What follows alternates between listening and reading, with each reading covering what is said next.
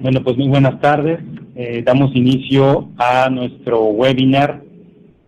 Muy agradecidos por la oportunidad que tenemos el día de hoy de contar con la unidad de inversiones de la Secretaría de Hacienda y Crédito Público.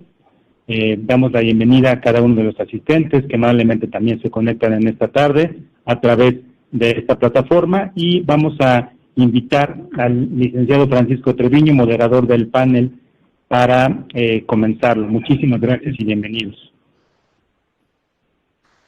Muchas gracias, Noé. Muy buenas tardes, tengan todas y todos. Sean bienvenidos a este evento que es preparatorio, que es introductorio de la 9ª edición del Diplomado en Inversiones Mixtas y Asociaciones Público-Privadas, que la Cámara Nacional de Empresas de Consultoría, conjuntamente con la Universidad Anáhuac, ha llevado a cabo desde hace 9 años. Muchas gracias por su asistencia. El desarrollo del país y la competitividad del país, el desarrollo social, el desarrollo económico, el desarrollo humano, el desarrollo institucional, pasa necesariamente por contar con una adecuada infraestructura. La infraestructura determina la velocidad del desarrollo porque influye en los factores, en los principales factores económicos, pues que son, entre otros, el empleo, la inversión y la generación de bienes y servicios. El país requiere infraestructura, requiere más infraestructura en todos los sectores. Y los niveles de inversión que ha tenido el país históricamente, desde hace décadas, no llegan a los niveles recomendados por agencias multilaterales o que han sido puestos a la práctica por países que han logrado altas tasas de crecimiento y de desarrollo económico. Desde esa perspectiva, el Estado hace el esfuerzo a su alcance para desarrollar más infraestructura, para mejorar su calidad, para darle mantenimiento a la infraestructura existente y para desarrollar nueva infraestructura. Sin embargo, estos esfuerzos son insuficientes. Este no es solo el caso de México. En toda Latinoamérica ocurre algo parecido. La inversión pública debería, junto con la inversión privada, rondar el 5% del PIB anual, y la inversión pública no llega al 2%. Y la inversión privada ronda a nivel regional el 0.5%. Esto significa que los espacios que hay para incrementar la inversión pública y la inversión privada son muy amplios. Y precisamente las inversiones mixtas, las asociaciones público-privadas, son una opción posible y recomendable para mejorar el desempeño de la infraestructura con que actualmente cuenta el país, pero que en algunos aspectos ya empieza a dar signos de fatiga, y para acelerar el desarrollo de infraestructura nueva.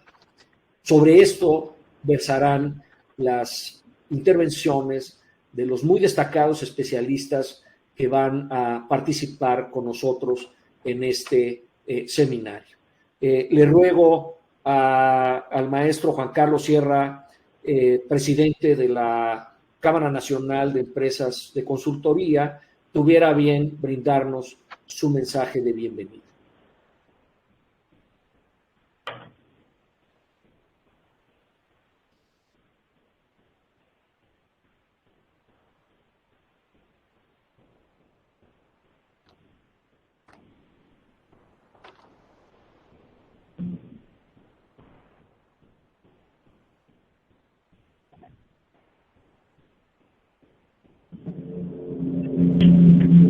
Parece que tenemos algunos problemas de conexión del maestro Juan Carlos.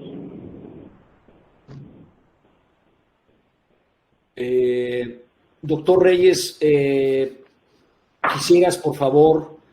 sí, cómo no. Cómo no, Paco, con gusto. En tu calidad de coordinador del diplomado y de expresidente de la Cámara, dar la bienvenida, por favor. Sí, Paco, cómo no, pues muy buenas tardes a todos. Muchas gracias por conectarse a este evento que es, como dijo el licenciado Treviño, preparatorio para la 9ª edición que arrancará en primeros días del mes de octubre.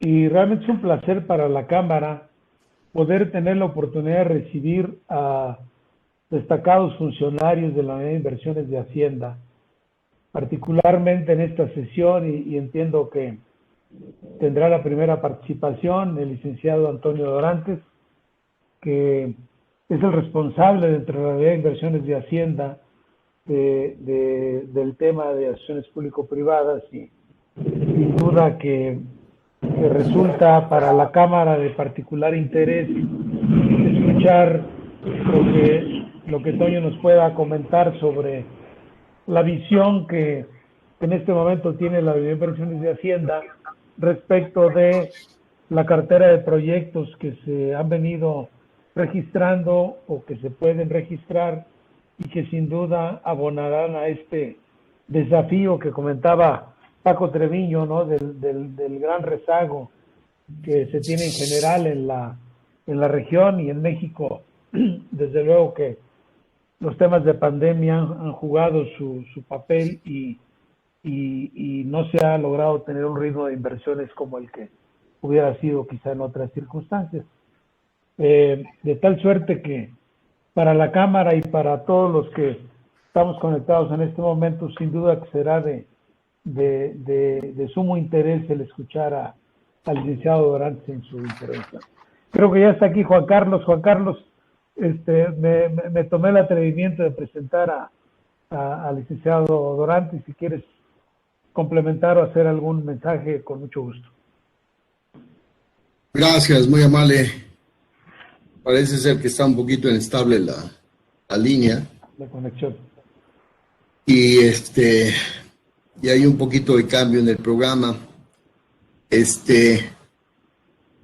Pues mire, yo lo que quisiera complementar lo que acaba de comentar el doctor Reyes es nuestro beneplácito por la presencia de cada uno de ustedes en el webinar en torno a lo que es las asociaciones públicas y privadas en inversiones mixtas en infraestructura como piezas fundamentales para reactivar la economía y generar empleos. Nosotros recientemente, precisamente el día de ayer, tuvimos un evento, el Consejo Nacional Directivo de Concamín, y ahí estuvimos platicando, recién terminada la reunión del secretario de Estado de Estados Unidos, Blinken, con la delegación mexicana encabezada por Marcelo Ebrard, quienes platicó precisamente los principales resultados de esa reunión.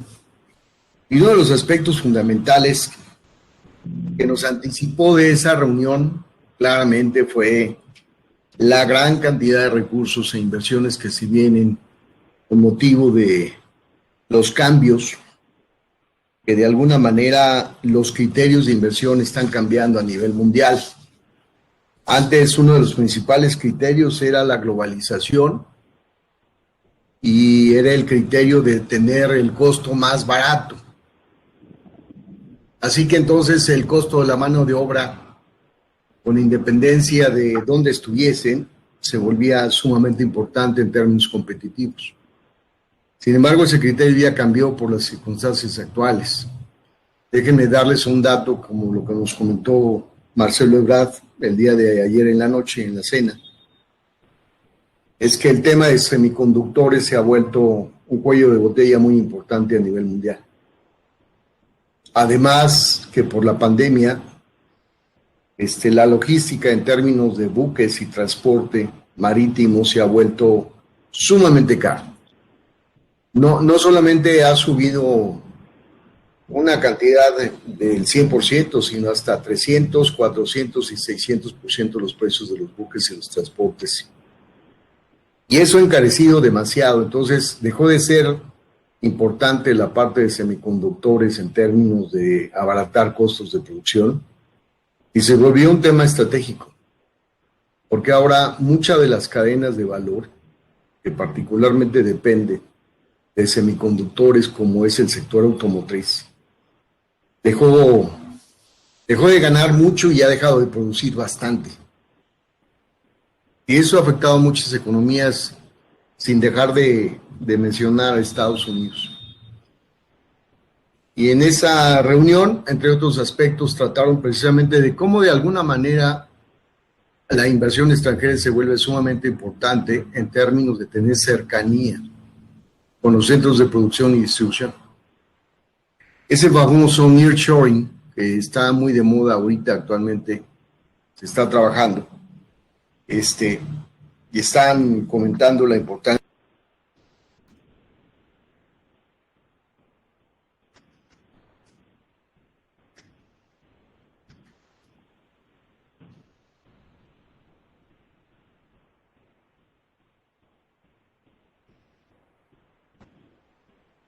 Creo que se perdió un poquito el sonido. ¿Sí me escucha nuevamente? Sí, sí, lo escuchamos. Perfecto. Sino ahora están hablando del centro del país, sur del país y norte del país. No solamente en términos de semiconductores, que por ahí nos mencionaron hasta inclusive inversiones asiáticas de Taiwán, de Tailandia, que se van a venir precisamente a tierra mexicana, y que de alguna manera se vuelve doblemente importante la parte de la cercanía de las inversiones en el pequeño ejemplo que doy de semiconductores. ¿Qué se vuelve como clave importante? O se vuelve precisamente en este caso, entre otros aspectos, la parte de energía eléctrica. Y si hay las condiciones precisamente para asegurarle la inversión extranjera, de que vamos a tener en este caso garantizado a los extranjeros precisamente que estén en México, que se sienten en México, vamos a tener la seguridad de que vamos a tener inversiones sumamente importantes. Estaban hablando de cerca de entre 200 y 500 mil millones de dólares en términos de los próximos 3 años, que de manera natural van a empezar a llegar por motivo de la salida de muchas empresas que están instaladas en Asia y que ahora se van a venir a instalar muy cerca de los centros de producción y distribución de Estados Unidos. Se vuelve doblemente importante entonces el hecho de que nosotros estemos visualizando con este webinar de inversiones mixtas en infraestructura piezas fundamentales como el hecho de tener la cercanía con el país más importante en el mundo en términos de mercado y de comercialización. Así que yo los invitaría en este sentido a que de alguna manera aprovechen con esta nueva generación el hecho de que puedan aprovechar este webinar y no solamente pensar en este webinar, sino también en la importancia que tienen las APPs, porque vamos a tener, y así lo dijo muy claro también Marcelo Ebrard, va a tener mucha relevancia la inversión privada en la participación del nearshoring. Así que nos sentimos especialmente honrados en ese sentido, con la participación del maestro Miguel Siliceo Valdespino, titular de la Unidad de Inversiones de la Secretaría de Hacienda y Crédito Público, quien en unos minutos más se incorporará a este webinar. Quisiera también agradecer la presencia del equipo de trabajo de la Secretaría de Hacienda y Crédito Público, al maestro Antonio Durantes, coordinador de inversión mixta, y a Lidia Hernández, con quienes hemos colaborado de manera muy cercana en los últimos meses. Tenerlos con nosotros nos habla del interés de la Unidad de Inversiones por apoyar estas iniciativas encaminadas a capacitar al capital humano que desarrolle los proyectos de infraestructura como camino a la próxima recuperación económica. Sin lugar a dudas, Ese instrumento es una pieza fundamental para el desarrollo económico del país. Y lo que nos hace falta, el capital más importante que nos hace falta en el país es el capital humano. En eso estamos preocupados y ocupados, precisamente la Universidad Anáhuac y nosotros, la Cámara Nacional de Empresas de Consultoría. Para nuestra Cámara, como representantes de la industria del conocimiento, impulsar la difusión de los APPs es una tarea primordial y es un esfuerzo que permanentemente hemos estado impulsando desde hace muchos años, y comentar y reconocer al doctor Reyes, que desde hace casi 9 años ha estado impulsando este proyecto, y nosotros lo hemos estado continuando desde la Cámara y no lo hemos dejado de hacer. Nuestro agradecimiento, por supuesto, a la Universidad Anáhuac, a las maestras Rodica Simón y a la maestra Marta Reyes, y por supuesto a Francisco Treviño, uno de los coordinadores académicos de nuestro diplomado, que hoy funge como moderador de este webinar. Muchísimas gracias a nombre de la Cámara Nacional de Empresas de Consultoría. Les agradezco mucho su atención. Pasaré la voz para que en este caso el maestro Treviño nos pueda seguir coordinando este webinar. Y agradezco mucho en este caso el interés de todos los participantes, que ahorita son bastantes. Les saludo, les mando un afectuoso saludo, pero sobre todo les mando un mensaje muy reciente del resultado de la reunión con Estados Unidos, de que se vuelve el APP uno de los instrumentos y una de las líneas estratégicas que va a tener el gobierno federal, sea quien sea, en los próximos 10 años, como una de las fuentes principales para poder atraer inversiones en México. Muchísimas gracias y que tengan una buena tarde. Muchas gracias al maestro Juan Carlos Sierra. Y pues, sin más, le rogaría al maestro Antonio Dorantes pudiera hacer uso de la palabra y compartirnos su presentación sobre esto. Por supuesto. Buenas tardes a todas y todos. Muchas gracias al maestro Sierra, de la Cámara Nacional de Empresas de Consultoría, por la invitación a la Secretaría de Hacienda, en específico a la Unidad de Inversiones. Agradecemos al licenciado Treviño como moderador de este evento, al doctor Reyes, un viejo conocido de aquí de la unidad. Hemos estado en contacto en muchas ocasiones. Y al equipo de la Anáhuac y del profesorado de este diplomado, y a todos los asistentes, estudiantes y futuros estudiantes. Esperamos que esta plática sea un incentivo para aquellos que todavía no han tomado la decisión para incorporarse a este evento académico que es de suma importancia en el desarrollo de las APPs, justo como ha mencionado el maestro Sierra. Si podemos compartir la presentación, de favor.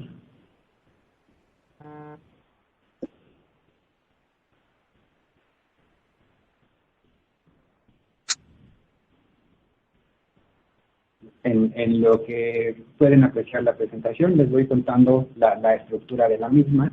Nos han pedido que expongamos sobre la importancia de las APPs para reactivar la economía y la creación de empleos.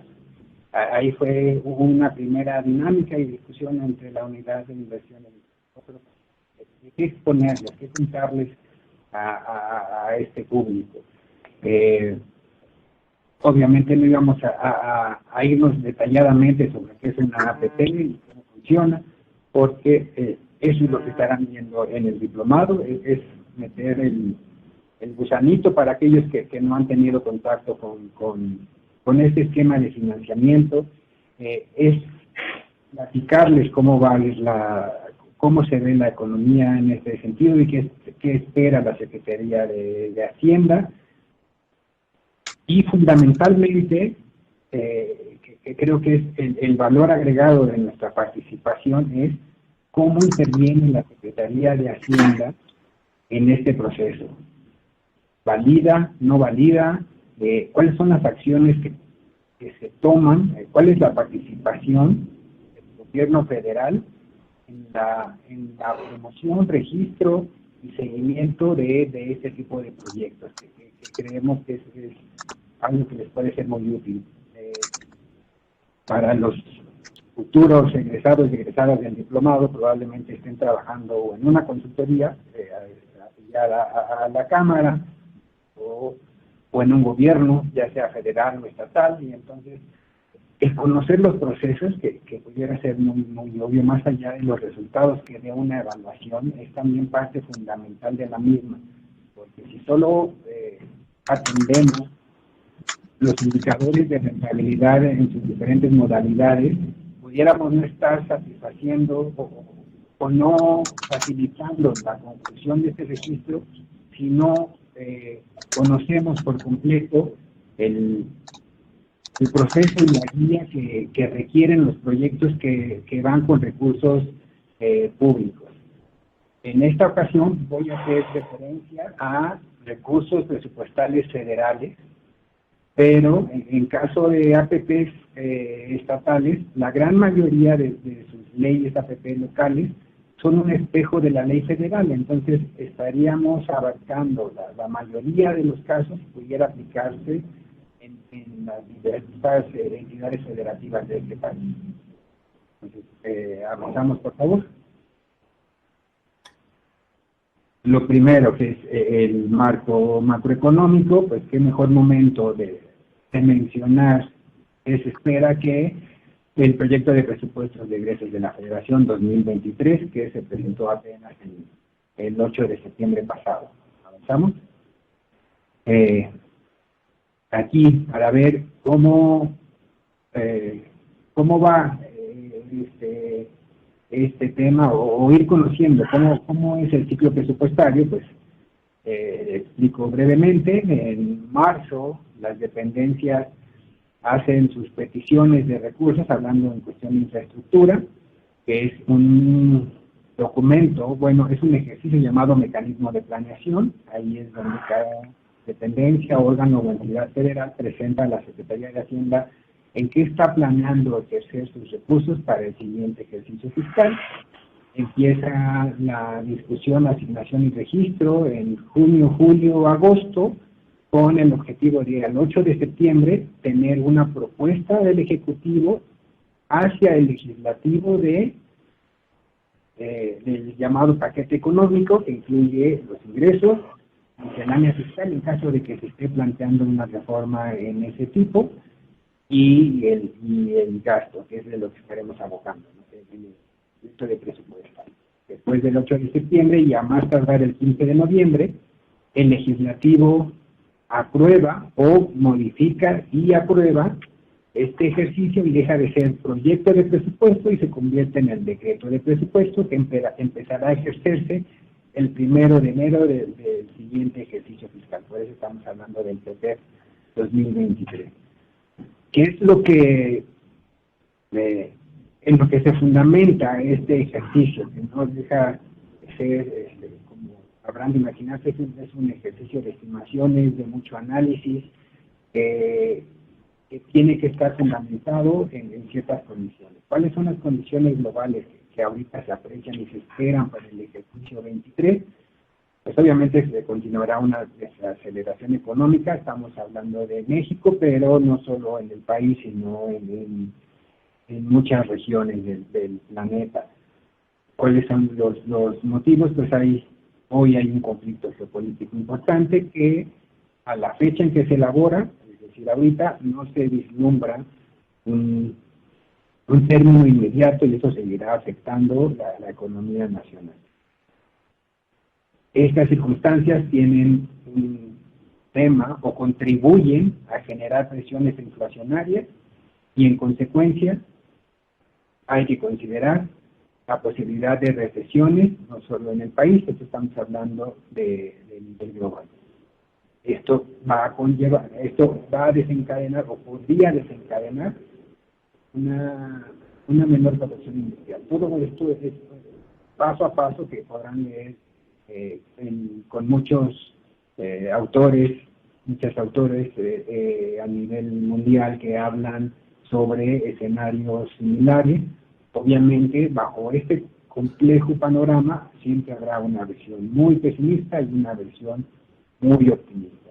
¿Cómo determinar cuál camino seguir? pues obviamente bajo análisis econométricos de cuáles son los más probables, pero también en el entendido de que ¿no? Esta es una proyección de parte del gobierno, no se estará escogiendo el escenario no es pesimista porque al autorrestringirse estaría favoreciendo una circunstancia de desaceleración. Es en estos momentos en donde caben las políticas. Dentro de este escenario global, ¿qué se observa en el ámbito local? Pues un reflejo de lo global. No nos podemos desatender o aislar estas circunstancias, y entonces sí hay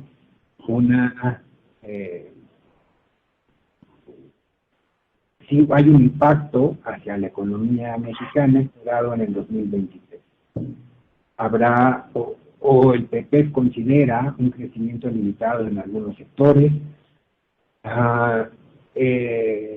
pero dado que este país y otros tantos no estamos en condiciones de pleno empleo, eso también permite una oportunidad o una cierta holgura para, como mencionaba el maestro Sierra, hacer acciones que pudieran contrarrestar o actuar de manera diferente para terminar con la posible recesión. Se tiene como política, también nos hablaba el maestro Sierra, la fortaleza del mercado interno, fortalecer el consumo y producción a nivel nacional, pero no solo nacional, sino también regional. De ahí la importancia del nuevo Tratado de Libre Comercio y cómo se le está dando mayores herramientas para un funcionamiento mejor. Se puede dar una extensión de la actividad económica en este sentido y en consecuencia es una de las herramientas para salir de la circunstancia. Vamos, por favor.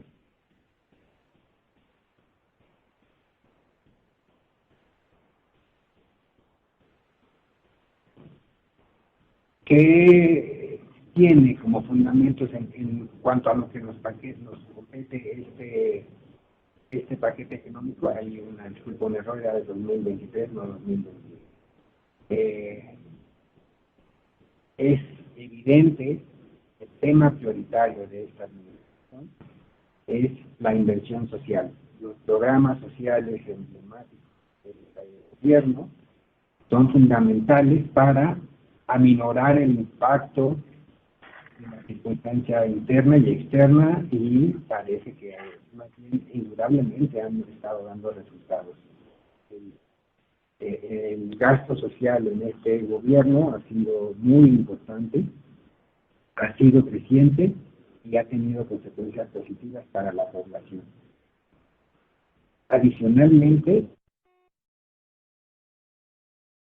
física en términos reales, tampoco se está dejando a un lado este apartado, que es el que permitirá el incremento de los recursos como país, que permitirá en consecuencia el seguir dotando de recursos a los programas sociales. ¿En dónde se está pensando esta inversión física? Pues el sur-sureste es el polo principal de desarrollo durante este cierre. Tiene dos proyectos emblemáticos y fundamentales para estos objetivos. Uno es el corredor interoceánico del Istmo en Oaxaca y Veracruz.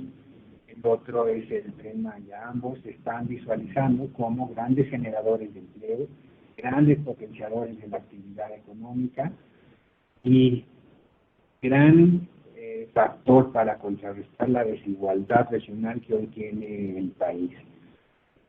Aquí, abonando a lo que nos mencionaba hace un momento el maestro Sierra, el corredor del Istmo no solo es una vía para conectar el Golfo con el Pacífico como una alternativa al Canal de Panamá, que evidentemente lo es, también contempla la creación de 10 polos de desarrollo a lo largo de estas fronteras. ¿Qué se está esperando? Justo esta relocalización del sector productivo. ¿Qué se espera con esto? Tener un mercado no solo que transporte, sino que ahí mismo se generen los bienes necesarios primordialmente para la región norte del continente, pero también abarcando otros sectores. Los semiconductores va a ser algo fundamental. Otros aspectos de manufactura bajo otras condiciones, no simplemente la ventaja competitiva de los salarios, la generación de infraestructura marítima. Hay una serie de propuestas en este sentido durante esta administración que están fortaleciendo justo el comercio internacional, en primer término regional, pensando en Estados Unidos y Canadá. Dentro de esto mismo, también se está desarrollando, que probablemente lo mencionó el canciller Ebrard, es un tema prioritario, la generación de infraestructura en la frontera norte, además de las condiciones fiscales benéficas que se tienen en estos estados. También es indispensable el incremento de la infraestructura en este espacio geográfico del país. ¿De qué se está hablando? Pues no es un secreto que muchas de las conexiones entre nosotros y nuestro vecino del norte se encuentran saturadas. Es muy común ver los cruces fronterizos existentes en donde el paso pueda tardar mucho tiempo, se cierre por algunas circunstancias, la tecnología para la verificación por temas de seguridad sea lenta, pues estas condiciones inhiben o por lo menos ralentizan el impacto del comercio entre estos países. Entonces se está ejecutando un proyecto de generación de fortalecimiento de la infraestructura fronteriza en el norte para ampliar los carriles, mejorar la tecnología en las aduanas, creación de nuevos corredores, con el objetivo de que el traslado de mercancías sea más dinámico en el país. Los proyectos hidráulicos son una referencia. El más emblemático es el de agua saludable para la laguna. También está el proyecto en Sinaloa, también se ha hablado mucho en Chillo, en Nuevo León. Son muy importantes para solo la creación permitir el asentamiento de empresas, sino para el beneficio de la población en general. Como mencionábamos, también dentro de estas circunstancias se están fortaleciendo diferentes puertos a lo largo tanto del Pacífico como del Golfo, principalmente Salina Cruz, y por el tema del Istmo, pero no es el único. También está Manzanillo. Se está planteando el fortalecimiento de la región de Nayarit con una ampliación del aeropuerto de Tepic, además de mejorar la conexión del norte del estado hasta la costa, y de la costa de Nayarit hacia el oriente, a la costa de Jalisco, para generar otro punto atractivo para el traslado y recepción de mercancías como para el sector turístico. Nayarit va caminándose, o se pretende que se camine, para ser un nuevo actor relevante en el turismo para el país.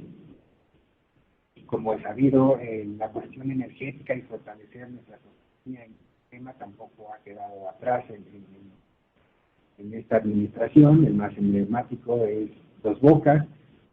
Dos Bocas es con recursos públicos, pero también se están planteando espacios para almacenamiento y manejo de hidrocarburos con capital privado en diferentes puntos del Pacífico, principalmente en Baja California, en Sinaloa, en Sonora, porque no se puede pensar en invitar a las empresas, a las grandes empresas, sin importar su nacionalidad, a que se asienten en este país si no somos capaces de dotarles de energía, de agua y de condiciones favorables para el transporte de las mercancías que ahí se generen.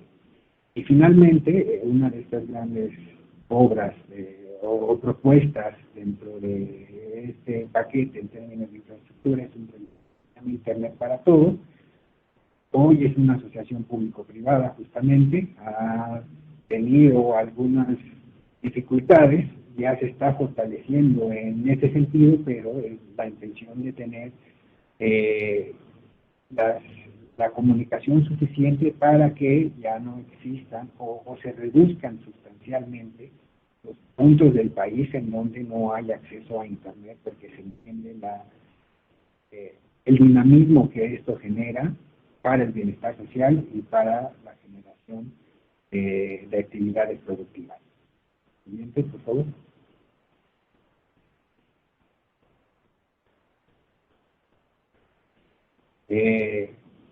Entonces, en resumen, el paquete 2023 ha tenido relevancia en el sector hidroagrícola, obviamente en el sector salud por las condiciones de todos conocidas, comunicaciones y energía. Y en este momento de esta administración, que se presentó el cuarto informe de gobierno y faltando 2 ejercicios más, la prioridad es no dejar obras inconclusas, dar seguimiento y cumplimiento a los compromisos acordados por esta administración. Es decir, estamos hablando de un proceso de conclusión, básicamente un proceso de conclusión de aquellos compromisos contraídos y obras iniciadas por esta administración. Esto es fundamental para entender el papel de las APPs durante los próximos años y a partir de este momento. Estamos hablando que los recursos fiscales se están destinando o se estarán destinando primordialmente a la conclusión de los proyectos que ya se han iniciado para no dejar algo inconcluso y sin operar, es menor la dotación del presupuesto a obras nuevas o de mantenimiento por esta circunstancia. De ahí que las APPs deberán posicionarse como una alternativa al desarrollo de estas necesidades, no solo federales, sino locales, hablando de para que la infraestructura social necesaria para el desarrollo de la actividad económica y el beneficio social no quede pendiente, no sea un gran pendiente y no es algo que podamos parar. Pero obviamente es lo que tiene dentro de una política. La siguiente, por favor.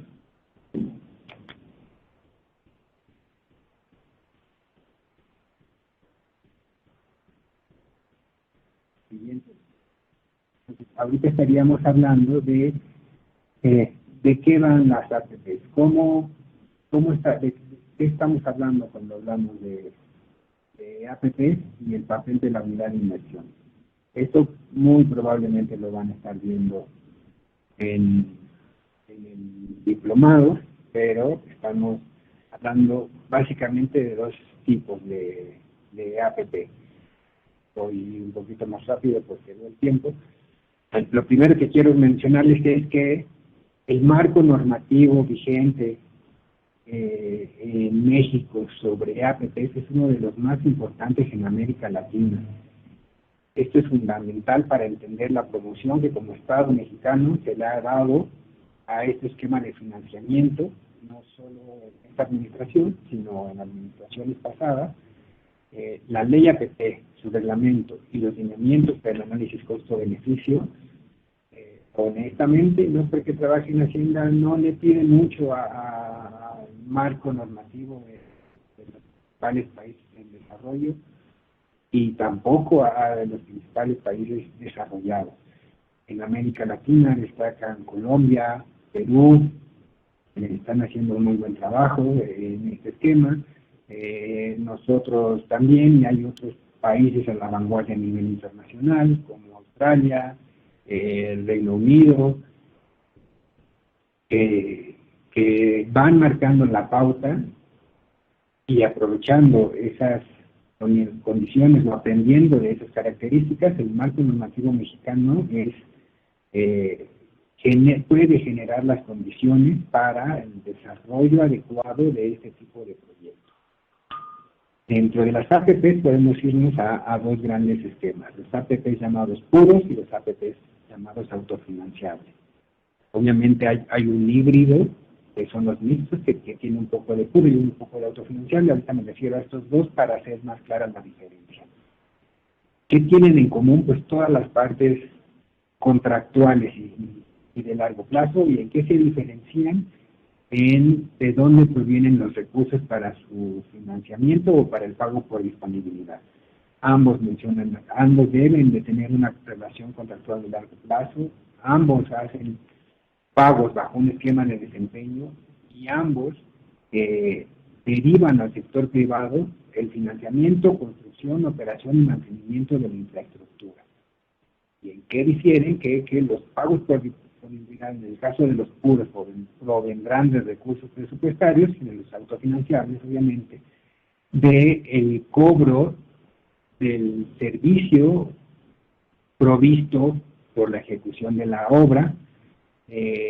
También difieren en que, en consecuencia, el pago proviene de pago de las erogaciones que hagan los usuarios, ya sea por tarifas o algún otro esquema, y las autofinanciables, al no requerir recursos fiscales, no pasan por aprobación del Congreso de la Unión ni de una comisión intersecretarial que encabeza la Hacienda.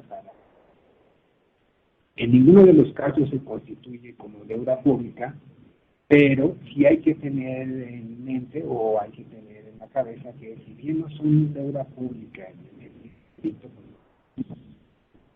son contrataciones en este sentido por alguna entidad pública, sí afectan la disponibilidad de pago y sí se registran dentro de la semaforización presentada por la Ley de Disciplina Financiera. Estos son los dos grandes esquemas de APP. ¿Avanzamos?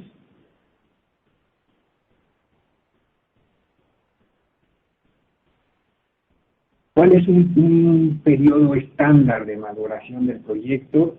Y aquí es relevante para nosotros, en la unidad de inversiones, y yo creo que para todos los equipos, tener en cuenta el proceso completo. Muchas veces nos quedamos con que es nuestra obligación simplemente entrar en la etapa de preinversión, que es donde proviene el registro, con como Secretaría de Hacienda, nuestro resultado final, que es la opinión favorable o no de un proyecto, sino el tener en mente todo el proceso, porque si no, esta etapa de preoperativa o de preinversión puede tener afectaciones o puede verse modificada a lo largo del tiempo, y eso es lo que puede llegar a impactar negativamente a una APP, y eso es lo que se ha llevado a cabo en algunos casos que le han dado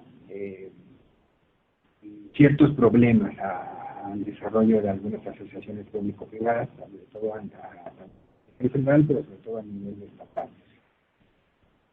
Esto es simplemente una referencia, no es una obligación, no es un mandato, solo es para que veamos de cuánto tiempo estamos hablando, de la responsabilidad que tenemos. Una etapa promedio de preconstrucción dura año y medio, 18 meses, en donde una dependencia tiene una idea o llega una propuesta no solicitada. Ahorita vamos a especificar de qué va ese tema. Se elaboran los estudios necesarios, se aprueban por la dependencia, se remiten a la Secretaría de Hacienda, se aprueban, Se obtienen las licencias necesarias en una carretera. El más famoso es la liberación de vía, pero también permisos de construcción. Ahí fácilmente nos podemos llevar año y medio del nacimiento de la idea hasta la conclusión de esta etapa con el cierre financiero. Es decir, una vez que el modelo financiero se presenta, se aprueba y se hace el cierre. Ya con el cierre financiero, es decir, para el cierre financiero ya tienen la validación de la Secretaría de Hacienda y todas las demás dependencias, empezamos con una etapa de construcción. Lo más común es entre 19 y 24 meses, porque estamos hablando generalmente de obras de gran impacto, de cierta complicación. Es un tiempo normal que incluye su equipamiento y nunca deja de lado el alistamiento, es decir, termina la construcción de equipamiento y se requiere un proceso de prueba para entregar la infraestructura a la dependencia o organismo contratado.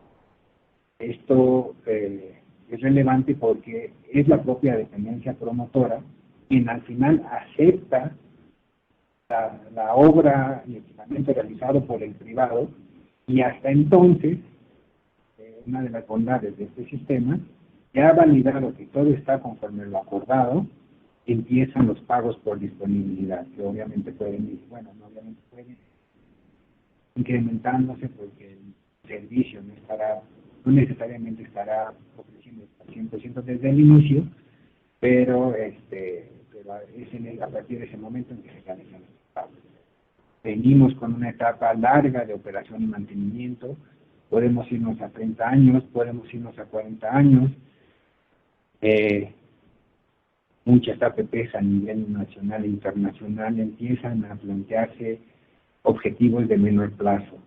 Aquí para este ejercicio, recuerden, solo es un ejercicio, se está hablando de 14 años, pueden ser 15, 10 probablemente sea un término corto aceptable, pensando en que periodos menores podrían quitarle el sentido a estos esquemas, y periodos muy largos pueden hacer complicadas las modificaciones a los contratos dadas las circunstancias cambiantes. La etapa final es uno de los emblemas de estos esquemas, es que al final la infraestructura se entrega al sector público, y entonces hay un proceso de reversión al mismo, en donde se tiene que hacer adecuaciones de mantenimiento mayor para entregarle el resultado, ajustes en la operación, y finalmente la conclusión del periodo, se entrega, el sector público se hace cargo y pudiera ser un segundo contrato de operación, pero hasta allí estaríamos. Avanzamos, por favor.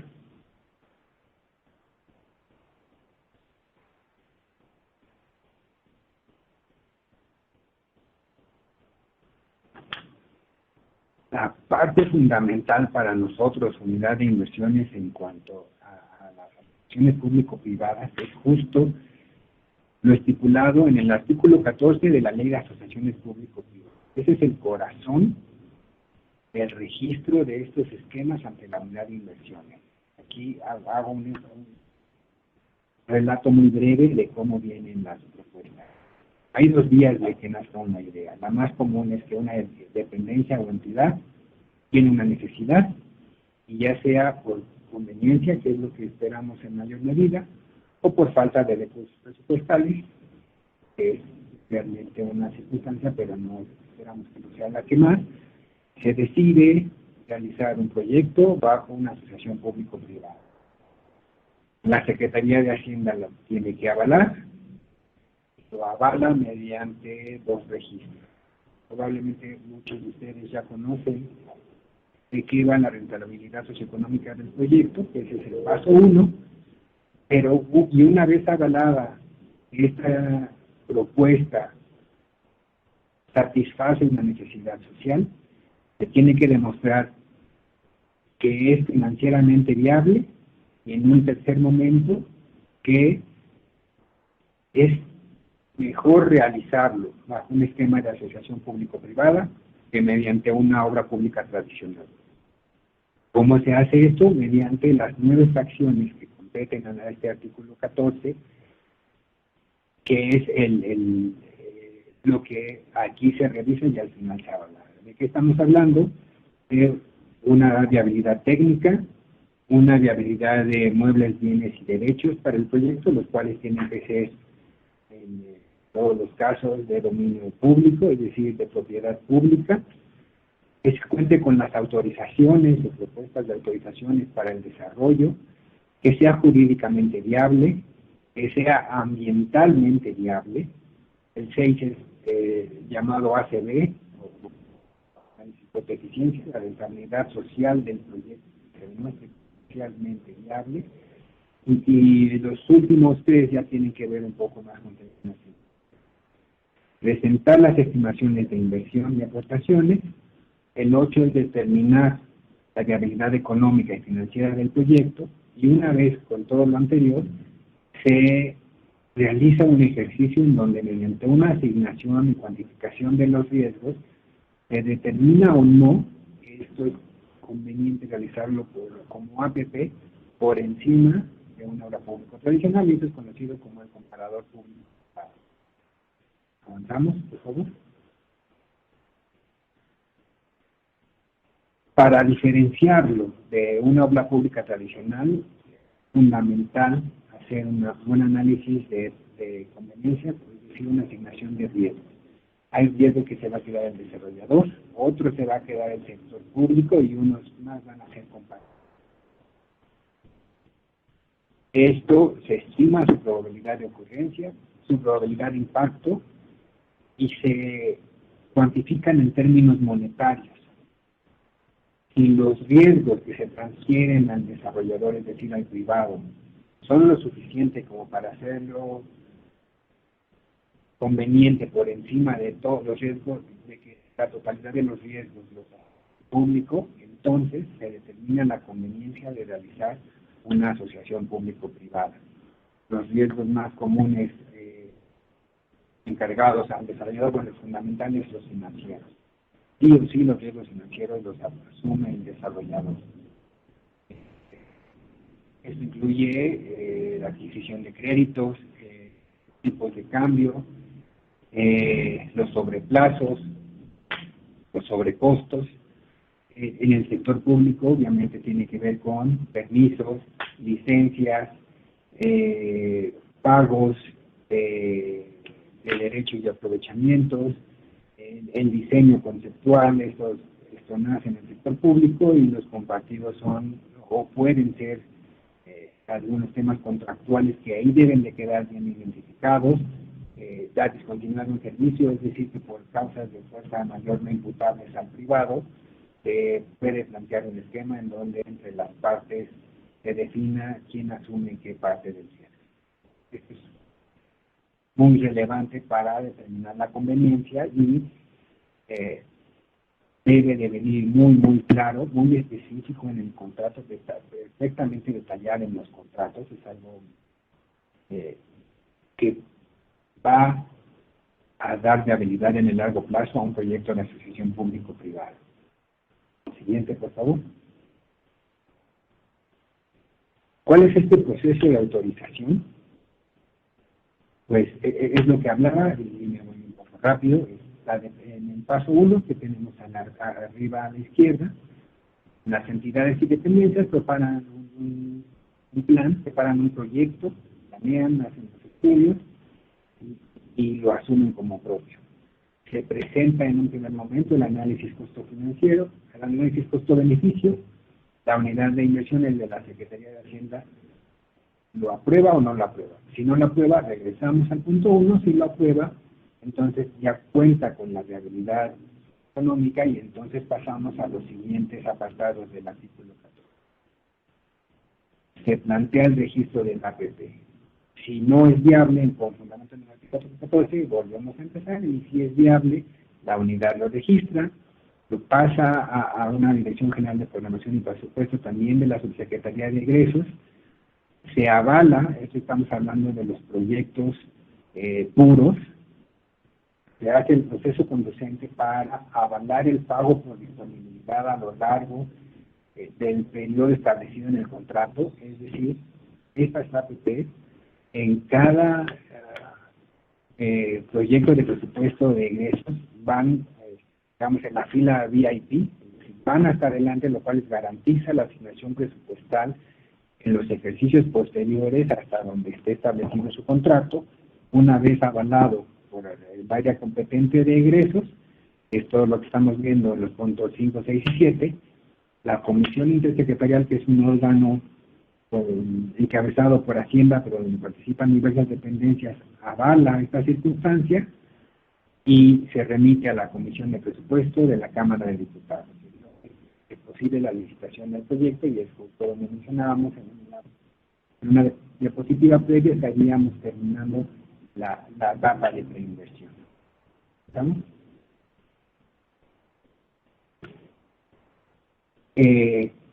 Las dependencias no son las únicas facultadas para iniciar una idea de APP.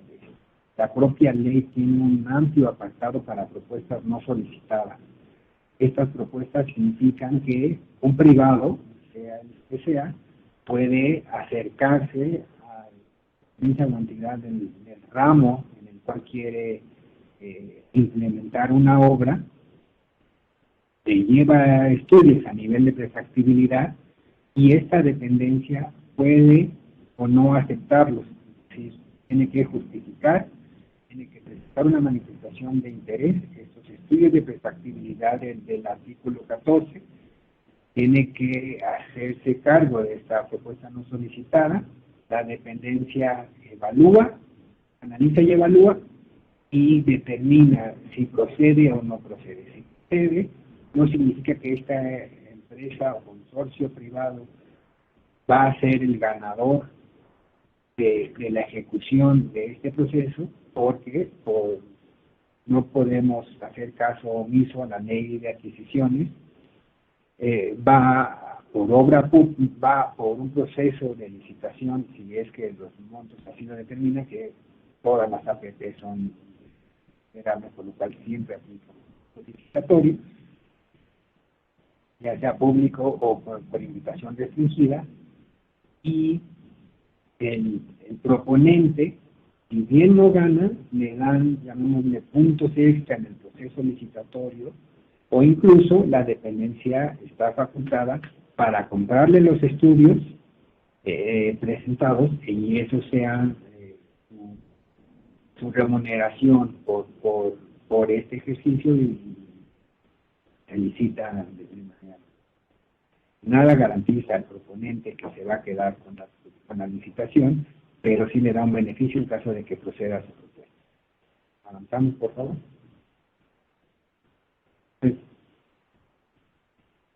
De aquí ya me voy muy rápido.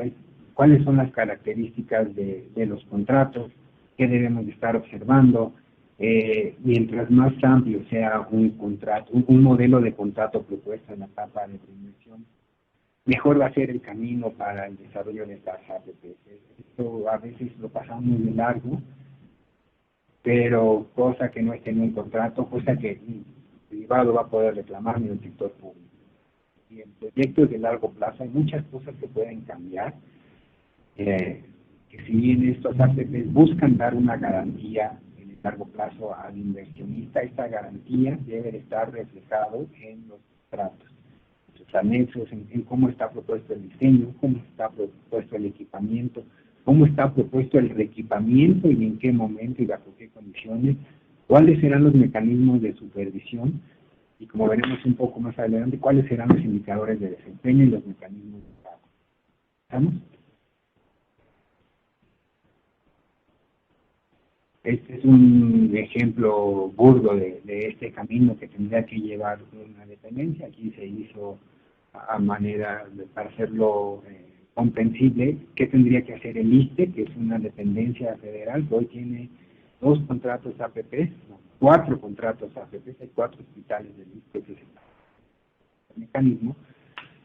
Pues pasaron por la autorización de SHCP, pasaron por la calificación favorable de la comisión, pasaron por la Cámara de Diputados, como acabamos de presentar, todos los procesos que tienen que llevar para las licencias, alineamientos, número oficial que tienen que ver más, los permisos, la factibilidad de agua potable y drenaje, y la factibilidad de energía, que es justo lo que mencionábamos en esta presentación, cómo es fundamental la dotación de agua y energía para el desarrollo del sistema. Siguiente, por favor.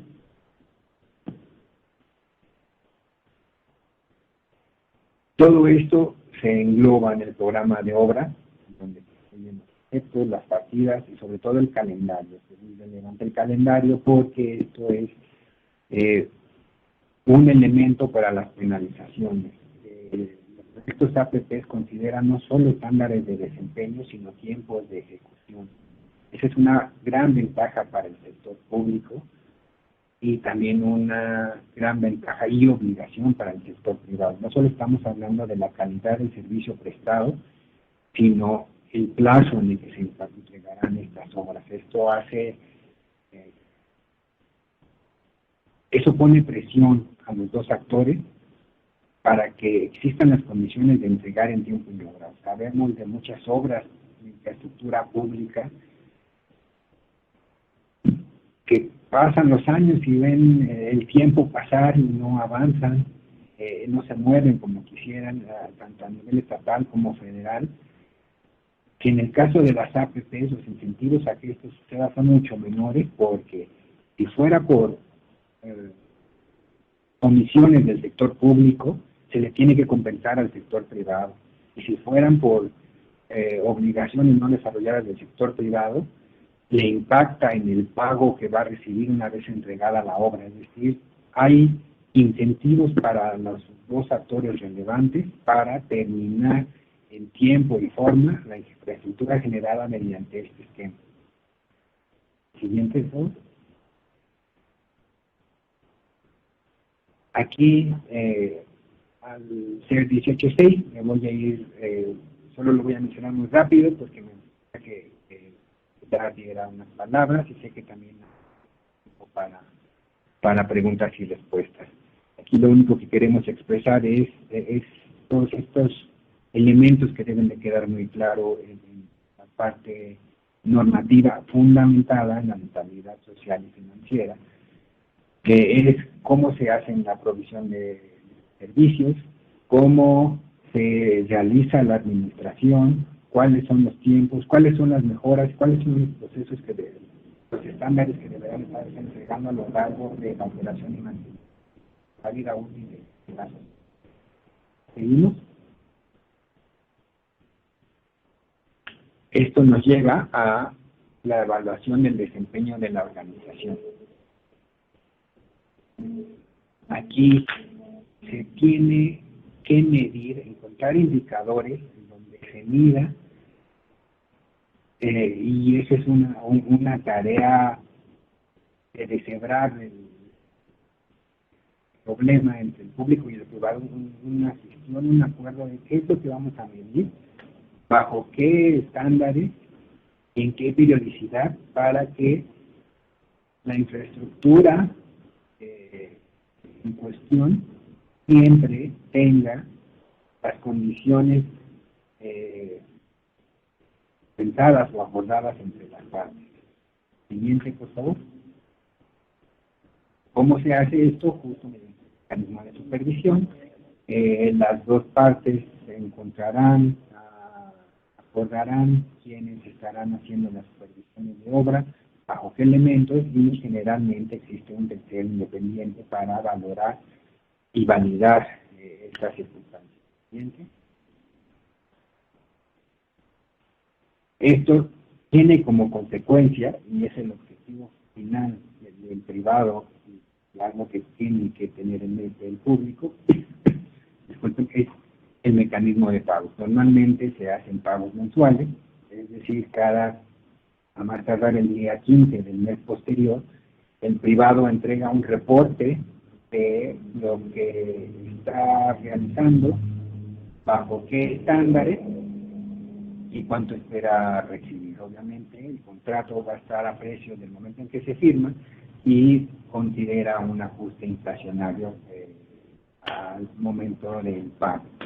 Este pago mensual, que va a ser la petición del privado, va a depender justo de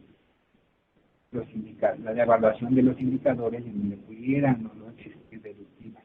Es decir, cada uno de los indicadores va a tener un valor y de no cumplirse total o parcialmente se presenta un descuento en el pago que afectará negativamente el beneficio del privado. Obviamente estas deductivas no serán por el 100% del pago, porque no puede ponerse en riesgo el pago del servicio de la deuda contraída por el privado, que es uno, y algunos otros elementos pero sí puede afectar considerablemente la rentabilidad del proyecto, sobre todo si son repetidos. Los tipos de deducciones por incumplimiento de los indicadores, por fallas en el servicio, por reiteración de fallas, como dos amarillas se vuelven una roja, errores o omisiones en el desempeño y juicios por el usuario. Siguiente. Todo esto en condiciones óptimas estará reflejado en el modelo financiero. Es decir, el modelo financiero no considera deductivas, considera el pago total, pero mientras mejor esté elaborado este modelo, más fácil va a ser tanto para el público como para el privado considerar estas eventualidades a lo largo del tiempo.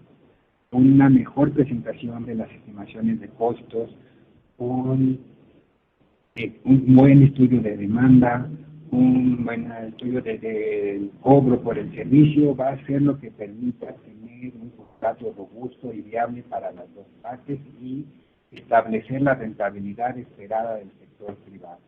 Bien.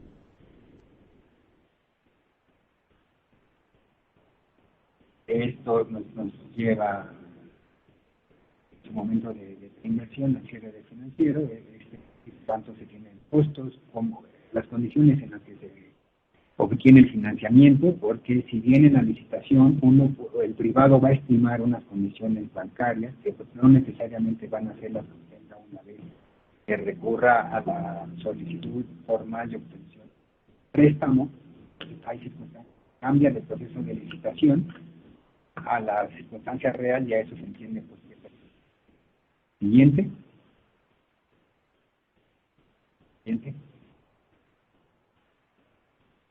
Finalmente estaríamos hablando de cómo terminar el contrato. El contrato puede fenecer cuando termina el plazo acordado, pero también puede darse una terminación anticipada por alguna de las partes y en ese caso, si es el sector público quien así lo determina de manera unilateral, tendrá que reponer la inversión realizada por el sector privado y es que no se le ha pagado absolutamente nada, o si se le ha pagado, descontarle de lo que se le ha pagado sus costos de inversión y operación y mantenimiento, más la rentabilidad esperada al aumento del contrato. Es decir, ese es un beneficio del sector privado que por mucho tiempo en el país no se tuvo y se pensaba que las obras tenían que ser seccionalmente porque si no corrían el riesgo de no ejecución o no pago.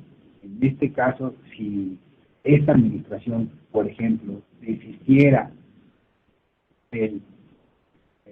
no quisiera hacer frente a un contrato de asociación público-privada realizado en alguna administración previa, estaría obligado a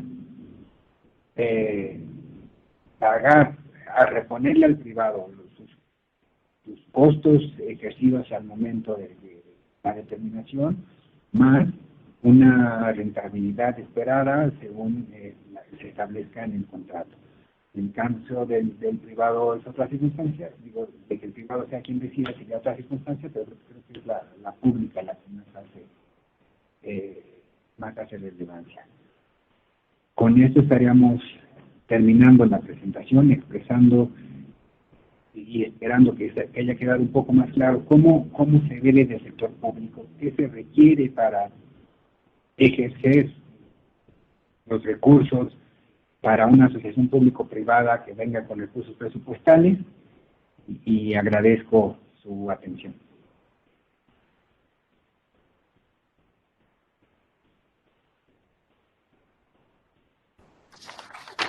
Muchas gracias, maestro Antonio Dorantes.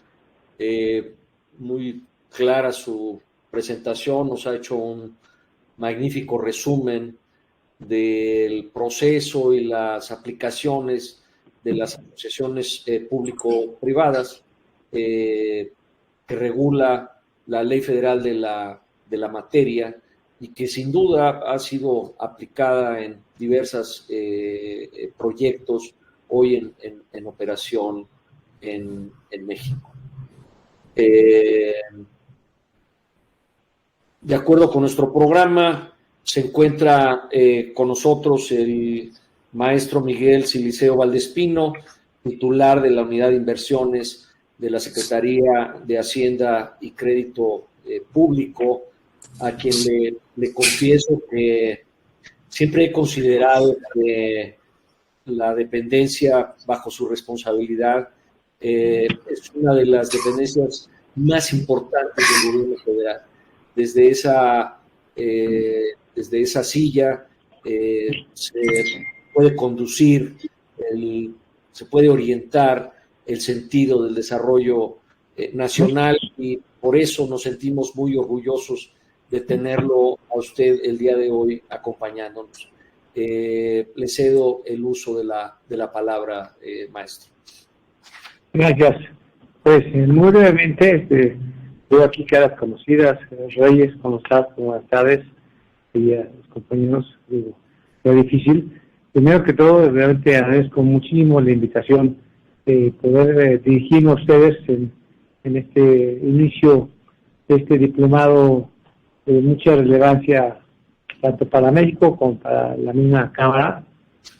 Yo además quisiera señalar, Antonio Dorantes nos ha hecho favor de dar todas las virtudes que tenemos en esta parte, de las asociaciones públicas privadas.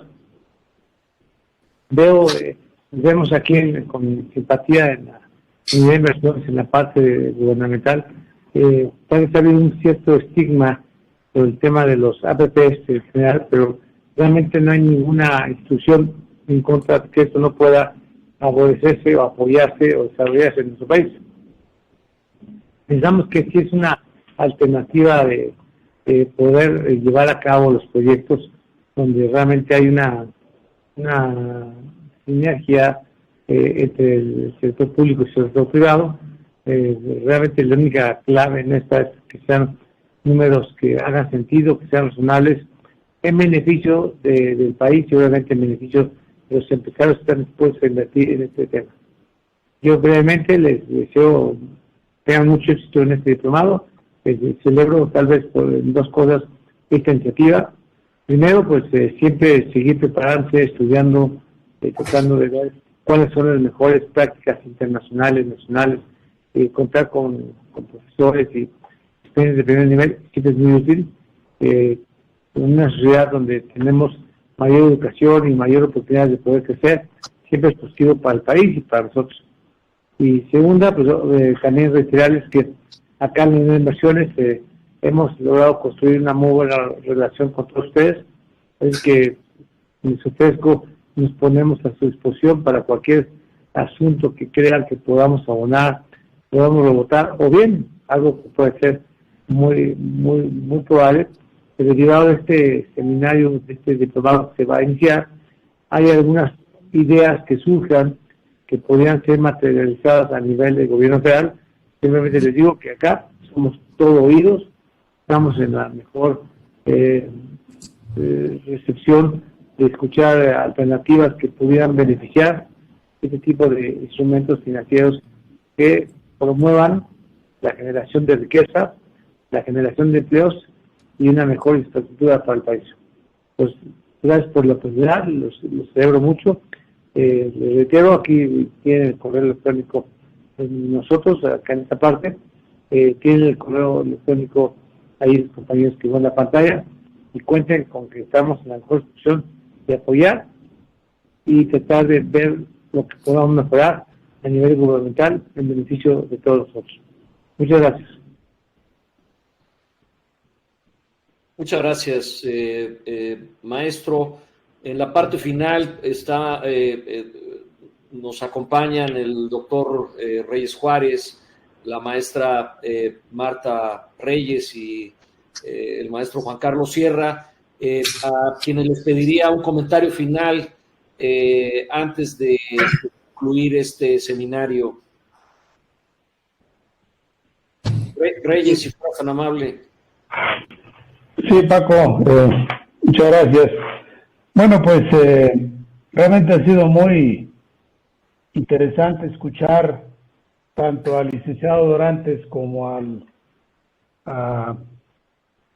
titular de la unidad de inversiones de Hacienda, al maestro Miguel Siliceo, el planteamiento que tienen en la unidad de inversiones de Hacienda para el manejo de las APPs. Como bien lo dijo el licenciado Dorantes, hay un marco muy sólido que se genera desde la unidad de inversiones de Hacienda, que estas fechas son, entiendo, mortales para todos los funcionarios, porque han sido las que han dado pie a la formulación del presupuesto para el 2023 y son, entiendo, semanas y semanas donde la carga de trabajo se ha vuelto muy importante, porque se vuelve un tema fundamental de inversiones para el país. Hemos escuchado también el señalamiento de proyectos que suenan muy interesantes, que van hacia zonas estratégicas del país y que van con un énfasis, según nos decían, hacia la parte social. Yo creo que ese es un tema fundamental para México. Y desde luego que en el marco del interés que ha mostrado la Cámara con la Universidad de Anáhuac de promover el diplomado, en esta ocasión estamos en la 9ª edición del diplomado, pues es muy gratificante escuchar que existe una apertura para poder recibir proyectos bajo el mecanismo de asociaciones público-privadas, con un proceso que está muy bien establecido en la unidad específicamente de APPs, y que aprovecho aquí para indicar a todos los interesados que es un proceso que se estudia y se aprende ampliamente en todas nuestras sesiones que están contempladas en el diplomado de APPs. De tal suerte que creo que los que cursen el diplomado pues encontrarán ahí las reflexiones, la metodología, los conocimientos para poder entender de mejor manera cómo funciona esta vertiente de las acciones público-privadas. Para terminar, quisiera destacar dos temas, Paco, si me lo permites. Primero, creo que se abrió la puerta nuevamente para que venga un llamado a preparar propuestas no solicitadas.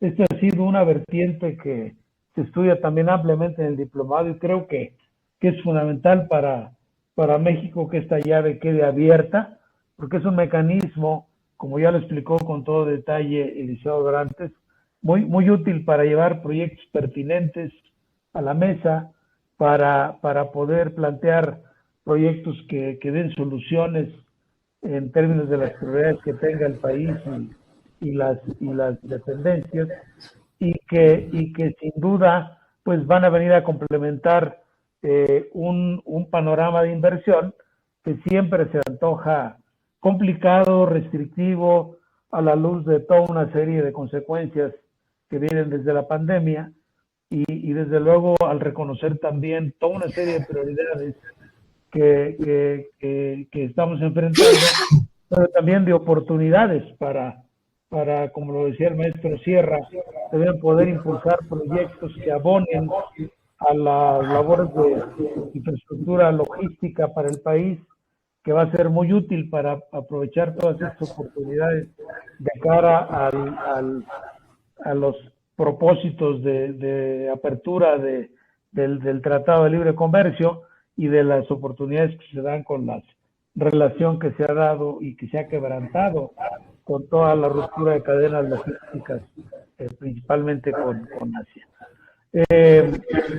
Quizá para terminar, y es algo que le he escuchado en otras presentaciones al maestro Siliceo, es que también hay un interés muy especial de que se promuevan proyectos bajo criterios de los denominados ESG, proyectos que cumplan con temas de medio ambiente, con temas sociales y de gobernanza, y que sin duda van muy bien de la mano con la filosofía de las APPs, porque permiten poder articular de mejor manera el cumplimiento de estos principios y abonar a apoyar rezagos en regiones, estar cerca de los proyectos de carácter social y poder atraer a inversionistas con mayor sentido de responsabilidad, que al final van a abonar en un mejor proyecto planteado para propósitos de la problemática que se pretenda resolver. Con esto yo concluyo, Paco, muchas gracias y agradecer nuevamente tanto a Miguel como a Antonio su participación en este webinar. Muchas gracias, doctor Reyes Juárez. Se encuentra con nosotros Marta Reyes de la Universidad Anáhuac, quien ha venido siguiendo este esfuerzo desde que se inició en su planeación hace ya casi 10 años. Marta, tu comentario final, por favor. Claro que sí, muchísimas gracias, Francisco, mucho gusto en saludarte. Bueno, antes que nada, un agradecimiento muy especial al licenciado Dorantes y al maestro Siliceo por apoyarnos por esta gran ponencia y la plática que tuvimos, la cual nos ilustra y pues nos motiva a seguir trabajando en este proyecto. Como lo comenta el maestro Francisco Treviño, ya estamos por iniciar la 9ª edición de este diplomado. ¿Qué les puedo decir? Más de 150 egresados en estos 8 años que hemos trabajado. Las últimas versiones pues han sido ya a través de manera síncrona, a través de conectarse a las sesiones de clase. Entonces esto nos ha permitido también pues abrir nuestro horizonte e irnos también hacia Centroamérica y Sudamérica y a los países que se quieran pues integrar, y pues hace que este diplomado pues ya sea un diplomado internacional y está dentro de nuestro programa de internacionalización de nuestra universidad. También un agradecimiento especial al maestro Sierra por esta gran alianza que hemos llevado durante estos 8 años y ahora el 9º año con la Cámara Nacional de Empresas de Consultoría. Realmente sin su gran apoyo y sin esta promoción que ustedes hacen, pues este diplomado no sería, ¿no? Entonces, muchísimas gracias porque creo que hemos hecho un gran equipo. Yo lo que les quiero comentar rápidamente, pues a mí me ha tocado ver la parte operativa, como lo comentó el maestro Treviño, y platicarles un poquito de lo que pues nos ha tocado ver y me ha tocado ver durante estos 8 años y ahora el 9º año. Es un diplomado que pues el perfil de asistentes van desde pues ser ingenieros, es multidisciplinar, tenemos también abogados, tenemos también arquitectos, financieros, en fin, ¿no?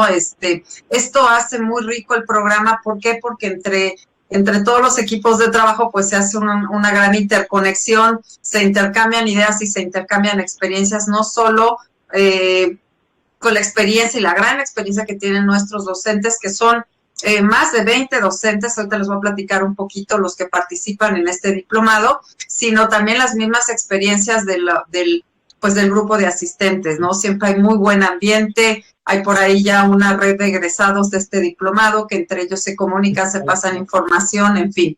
El diplomado está dividido prácticamente en 6 módulos. El primer módulo, pues les va a hablar de la naturaleza de este tipo de inversiones, distinguir las diferentes modalidades que existen. y evaluar la conveniencia de su promoción y su desarrollo. Este módulo es coordinado por el maestro Oscar de Buen. Después viene la parte que les gusta a los abogados, porque es la parte legal. Este módulo es coordinado precisamente por el maestro Francisco Treviño, donde aquí pues la idea sería reconocer precisamente el marco legal, lo que tiene que ver con leyes, con reglamentos circulares, pues como les decía, no solo ya a nivel nuestro país, sino también en otros países, ¿no? En este módulo participan más o menos cinco docentes. Hay una parte muy interesante que tiene que ver precisamente con el tema de la responsabilidad social que nos acaban de hablar. El siguiente módulo es el ciclo integral del proyecto, o el ciclo de vida de un proyecto de esta naturaleza, y pues aquí se ve desde pues la vida útil de este tipo de proyectos, cómo se desarrolla, se tocan los temas que tienen que ver con el riesgo de ese tipo de proyectos, no solo la parte de riesgo financiero, sino también los riesgos ya operativos dentro de los que se encuentran el riesgo legal, el riesgo reputacional, en fin, ¿no? Riesgos ahora geopolíticos y de cambio climático. También tenemos ya el siguiente módulo, este es el módulo 3, en el módulo 4 viene la parte financiera. Aquí pues de lo que se trata es precisamente de identificar los contenidos mínimos que debe tener un proyecto de inversión mixta. Pues tiene que ver con los aspectos técnicos, legal, también económico y sobre todo la parte financiera. Después viene el módulo del contrato como tal, donde aquí se ve los pasos que se deben de seguir para estructurar precisamente una licitación en este tipo de proyectos. El módulo financiero está coordinado por el doctor Reyes Juárez, el módulo de ciclo integral está coordinado por el maestro Esteban Figueroa, y este módulo del contrato está coordinado por el licenciado maestro Miguel Derice. Después, ya para terminar, durante todo el diplomado se elabora un proyecto precisamente de infraestructura, de APP, y se presenta, y este sería pues el proyecto aplicativo final para poder aprobar el diplomado. Y como lo comentó el doctor Reyes Juárez, se analizan temas clave, por ejemplo, lo que son las propuestas no solicitadas. Entonces, lo que yo les puedo decir es que es un diplomado que ha tenido mucho éxito, muy buena participación. Los docentes que participan son tanto del sector público como del sector privado. Hemos tenido docentes de la Secretaría de Hacienda, hemos tenido docentes de la Secretaría de Comunicaciones y Transportes y de diferentes empresas privadas. Este diplomado ahora empieza el 4 de octubre. Si quieren informes, bueno, pues lo pueden hacer a través de la Cámara Nacional de Empresas de Consultoría, o también con una servidora. Mi correo electrónico es marta.reyes@anahuac.mx, y pues les mandamos toda la información. Hay diferentes esquemas, diferentes apoyos económicos, entonces con que nos escriban, pues nosotros con mucho gusto les extendemos la información y los atendemos. Muchas gracias, Francisco. Muchas gracias a ti, Martita, y pues para concluir, Juan Carlos, te quisiera rogar que pudieras cerrar el seminario y te cedo el uso de la palabra.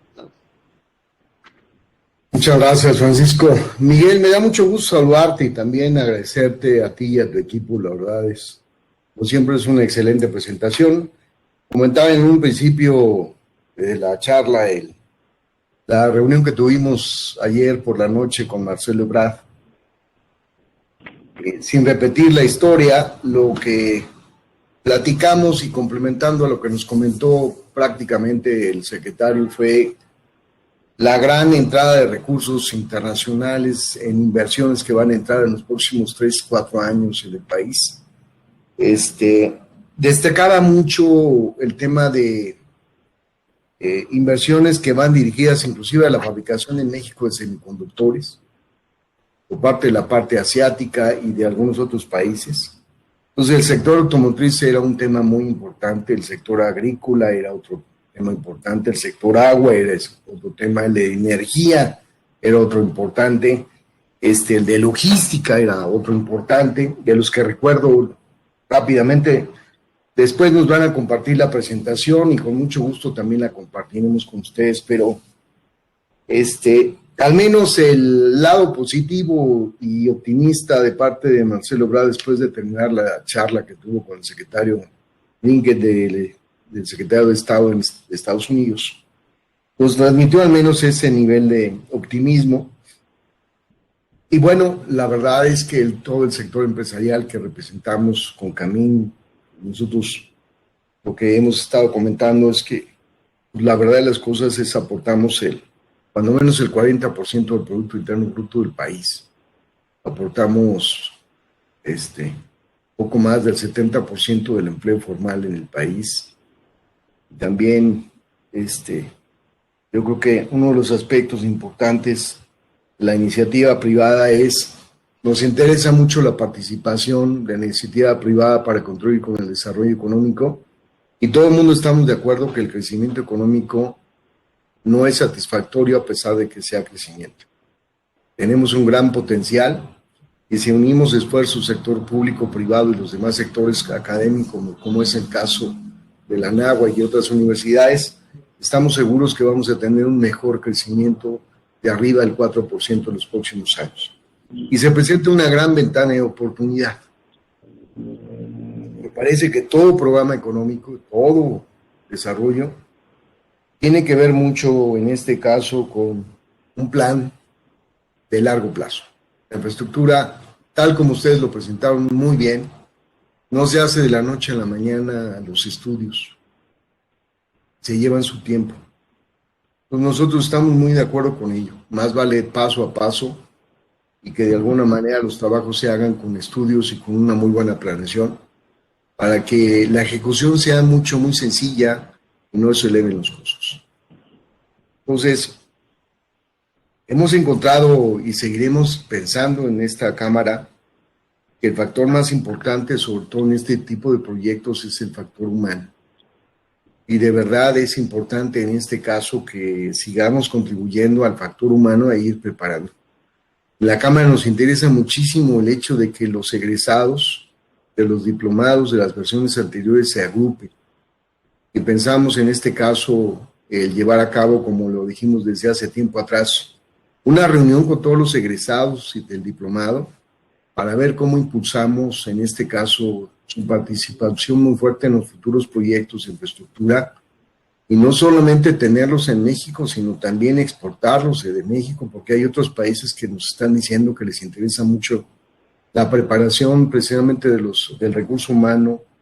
Y entonces ya tenemos con la alianza que firmamos en Perú en abril pasado, con la Organización Latinoamericana de Instituciones de Desarrollo Económico, toda la banca de desarrollo de América Latina está ahí.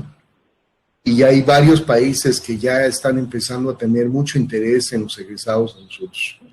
Entonces, nos interesa mucho seguir promoviendo la capacitación y las APPs en el país. Y para tal parece que después de 8 generaciones, esta novena y las que van a seguir adelante, seguramente van a tener mejores oportunidades en los próximos años por el nivel de inversión extranjera que vamos a tener en el país. De verdad, para nosotros es un gran aliciente el hecho de que podamos estar formando el factor humano y que vayan contribuyendo a los proyectos que se necesitan, los ejecuten, participe la iniciativa privada.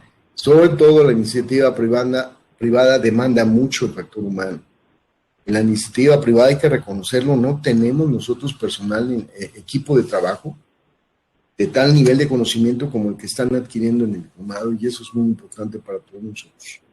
Así que agradecemos mucho, Miguel, y a ti y a tu equipo que nos hayan compartido. Sigo agradeciendo con toda entereza y con mucha gratitud a la Universidad de Anáhuac y a todo el equipo de trabajo de profesores por el hecho de poder compartir el conocimiento y seguir teniendo esta alianza estratégica que a través del tiempo estamos sembrando y ahora ya empezamos a cosechar paulatinamente, y pensamos en este sentido que ya nuestro diplomado ya está rebasando las fronteras mexicanas, como bien lo comentó Marta. Ahora ya estamos llegando a toda América Latina y estamos aprovechando los niveles de desarrollo tecnológico y de comunicación para este propósito. No me resta más que agradecer la Secretaría de Hacienda, a Miguel, a su excelente equipo de trabajo, a Reyes, Francisco, Marta, Noé y todo el equipo de trabajo que hacen posible este gran diplomado. Y a los que están conectados los invito cordialmente a que realmente aprovechen este diplomado, porque en el corto plazo los vamos a necesitar. Necesitamos el recurso humano que nos guíe, que se apliquen en los proyectos y obviamente también el hecho es que el APP no es de un país como zona exclusiva. El APP son proyectos de gran magnitud y el APP no solamente es de México, sino también fuera de México. Así que con esto termino, agradezco mucho la participación y les agradezco también el hecho del gran interés y espero verlos a los nuevos integrantes del diplomado. Se inscriban, por favor, de verdad es un gran diplomado y yo espero verlos muy pronto en la graduación como lo hemos hecho año con año. Muchísimas gracias. Muchas gracias a todos, muy buenas tardes. Juan Carlos, perdón, tengo un comentario, ¿se puede? Sí, claro. Maestro, por favor. Bueno, antes de que se vaya todo el grupo. Primero, pues gracias, realmente también el Sanáhuac, yo en su momento de una etapa previa estaba en Bancomex, también tuvimos un diplomado sobre futuros y derivados con Sanáhuac, la felicito, contribuye mucho para el beneficio de la profesionalización de las empresas públicas, más que mi reconocimiento. Juan Carlos, gracias por darnos la primicia de qué piensa el canciller de nuestro país y cómo fueron las negociaciones directamente. Y el último comentario que haría es que el último comentario que hizo Reyes me parece relevante. Como alguna vez lo mencioné, el tema de ESG, Environmental Social Governance, empieza a tomar mucha fuerza a nivel mundial.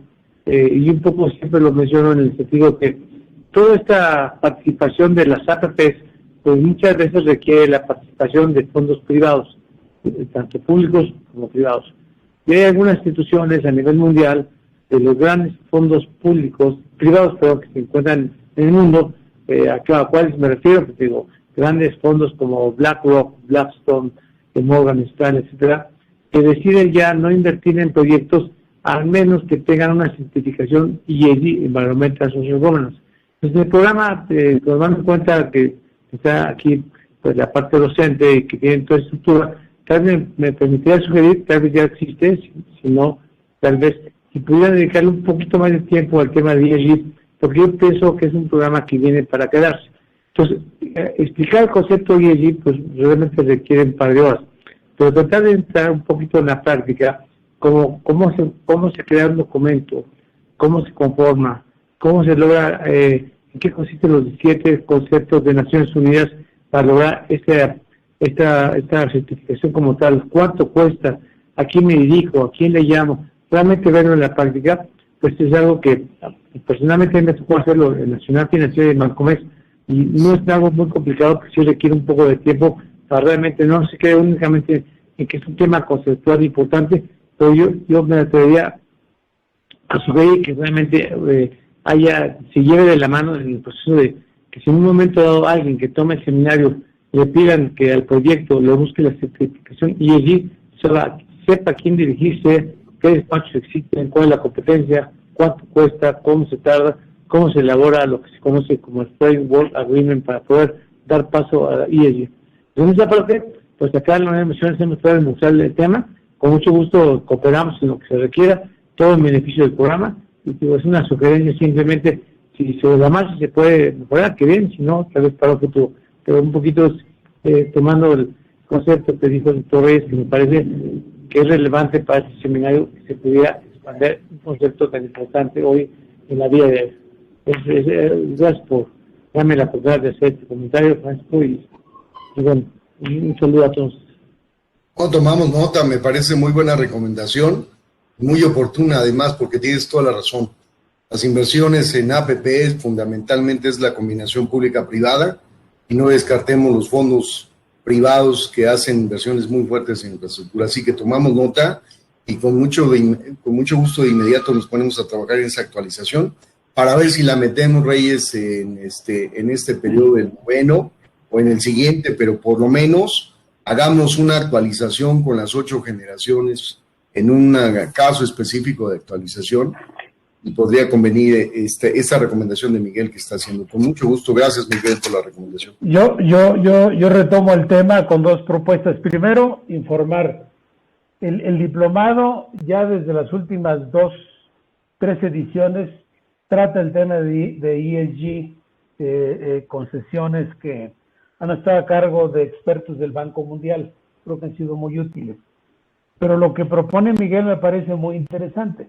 Desde la perspectiva de los que reciben y autorizan los proyectos, creo que va a ser muy útil tener esa vertiente.